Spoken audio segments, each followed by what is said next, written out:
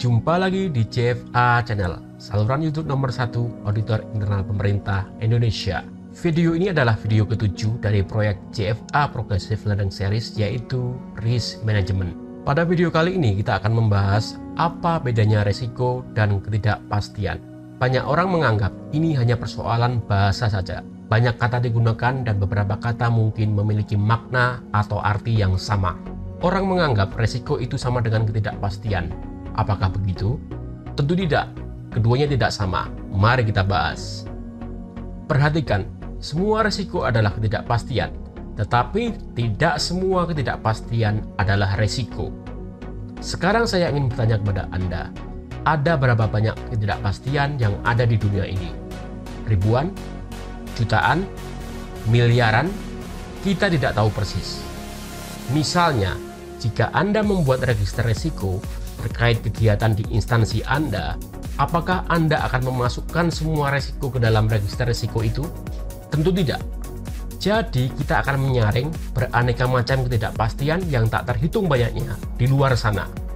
Ada banyak ketidakpastian, dan kita menurunkan atau menyaringnya katakanlah menjadi 20, 50, atau 100 resiko. Pertanyaannya, alat apakah yang akan Anda gunakan untuk menyaring ketidakpastian yang tak terhitung banyaknya itu untuk dipilih dan dimasukkan dalam register resiko?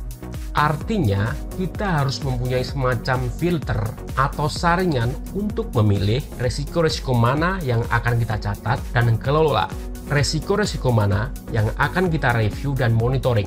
Nah, cara memilah atau menyaringnya sangatlah sederhana. Jika Anda mengamati sejarah dunia, ada orang yang berusaha memilihnya secara matematis. Ada sebagian orang lagi memilihnya secara filosofis. Ada pula yang memilihnya lewat aspek kebahasaan atau linguistik. Tetapi saya lebih memilih cara yang lebih sederhana. Nah, dalam video sebelumnya kita pernah membahas mengenai 5 kata terkait definisi resiko dalam standar ISO 31000. Resiko adalah dampak atau efek dari ketidakpastian pada sasaran. Tetapi saya akan menyederhanakan lagi definisi tersebut menggunakan 3 kata saja. Resiko adalah ketidakpastian yang penting. Karena dari banyak ketidakpastian di luar sana, ada yang tidak penting bagi diri saya. Sebagai contoh, menurut ramalan cuaca akan terjadi hujan deras disertai angin kencang di kota Jakarta besok pagi. Itu mungkin saja terjadi, mungkin juga tidak. Apa saya peduli dengan hal itu? Apa itu penting?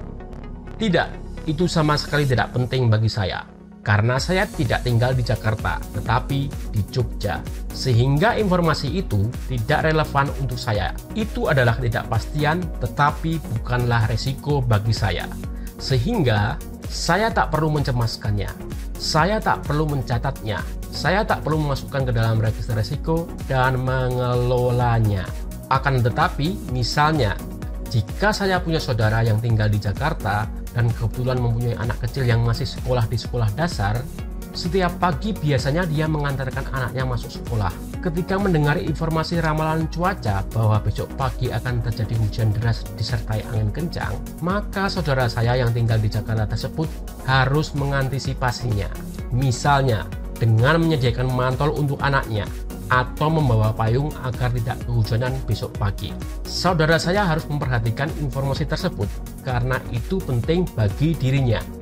Nah, contoh di atas menunjukkan bahwa ada ketidakpastian, tetapi bagi diri saya ketidakpastian itu tidak penting. Namun bagi saudara saya ketidakpastian itu penting. Nah, pada saat kita mengidentifikasi resiko, kita perlu menemukan ketidakpastian-ketidakpastian yang penting semacam ini. Sekarang pertanyaannya, hal-hal apa saja yang penting? Bagaimana cara mengetahui bahwa sesuatu itu penting? Nah, di sini kita lalu mengkaitkannya dengan sasaran. Kita pernah membahasnya dalam video-video sebelumnya bahwa resiko selalu dikaitkan dengan sasaran-sasarannya. Karena jika tidak ada sasaran, maka tidak akan ada resiko. Sasarannya lah yang terkena resiko. Jadi, sasarannya lah itu hal pentingnya. Karena kita ingin merealisasikan sasaran itu. Entah itu sasaran proyek, sasaran kegiatan, atau subkegiatan, sasaran program, sasaran strategik, sasaran perangkat daerah, sasaran kepala daerah, sasaran negara, atau bahkan sasaran pribadi kita. Ada sesuatu yang ingin kita capai di sini. Nah, kita ingin mengidentifikasi ketidakpastian apa saja yang bisa berdampak pada sasaran tersebut. Jadi, di balik definisi resiko dalam standar ISO 31000 yang mengatakan bahwa resiko adalah dampak dari ketidakpastian pada sasaran, terkandung gagasan yang lebih sederhana, yaitu bahwa resiko adalah ketidakpastian yang penting. Dan dari tiga kata sederhana ini terkandung dua makna. Pertama, semua resiko itu bersifat tidak pasti. Kedua, semua resiko itu harus penting. Lalu, apa yang dapat kita simpulkan ketika kita melihat isi dari register risiko? Artinya, register risiko tersebut pastilah berisi berbagai hal yang tidak pasti. Karena jika bukan hal yang tidak pasti, berarti tidak termasuk risiko.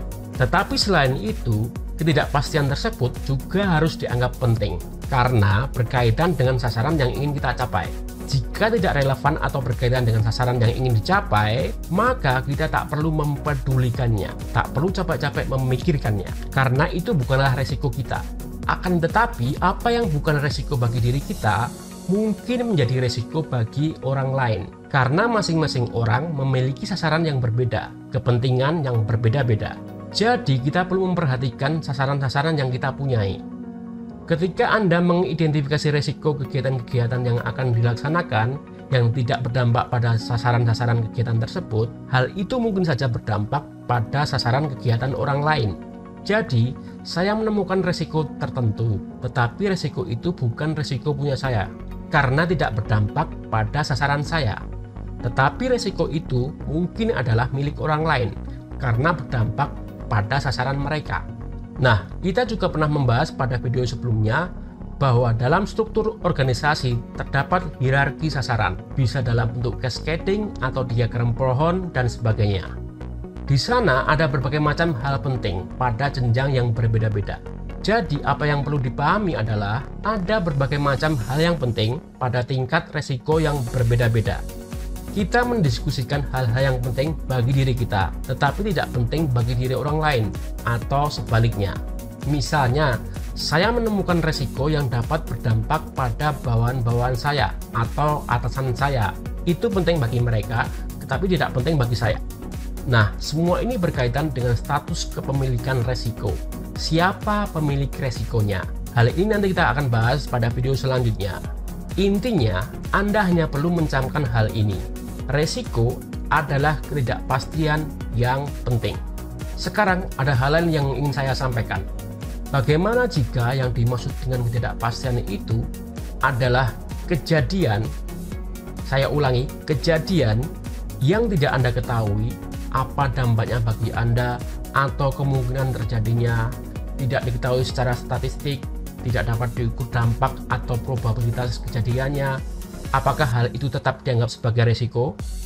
Nah, ini adalah salah satu definisi yang dinyatakan oleh Frank Heinemann Knight atau Frank Knight yang menyatakan bahwa risiko adalah sesuatu yang dapat diukur, sementara ketidakpastian adalah sesuatu yang tidak dapat diukur. Saya tidak setuju dengan hal itu, karena ketidakpastian atau risiko bukan hanya kejadian saja. Risiko adalah segala hal yang tidak pasti, tetapi penting. Dan jika kembali lagi ke definisi dalam standar ISO 31000, risiko adalah dampak dari ketidakpastian pada sasaran. Selain itu, dalam standar ISO 31000 juga menjelaskan mengenai prinsip-prinsip manajemen risiko. Salah satu prinsipnya menyatakan bahwa manajemen risiko menangani segala macam ketidakpastian, bukan hanya kejadian. Contohnya, kurangnya pengetahuan, keahlian, atau kompetensi. Jika orang tidak tahu apa yang harus dikerjakan, maka hal itu menciptakan ketidakpastian. Dan ada banyak lagi variasinya. Misalnya, jika seseorang mengerjakan sesuatu, tetapi tidak tahu berapa lama harus dikerjakan, tidak tahu apa output atau outcome-nya, maka hal itu menciptakan ketidakpastian. Jadi, ada berbagai macam ketidakpastian, dan jika ketidakpastian itu penting, maka harus kita perhatikan. Kita harus mengantisipasinya. Itulah resiko yang harus kita kelola. Oke, cukup sampai di sini dulu video kita kali ini. Sampai jumpa di video berikutnya. Jangan lupa klik like, subscribe, dan bunyikan loncengnya. Jayalah terus auditor internal pemerintah Indonesia. Salam Prokom.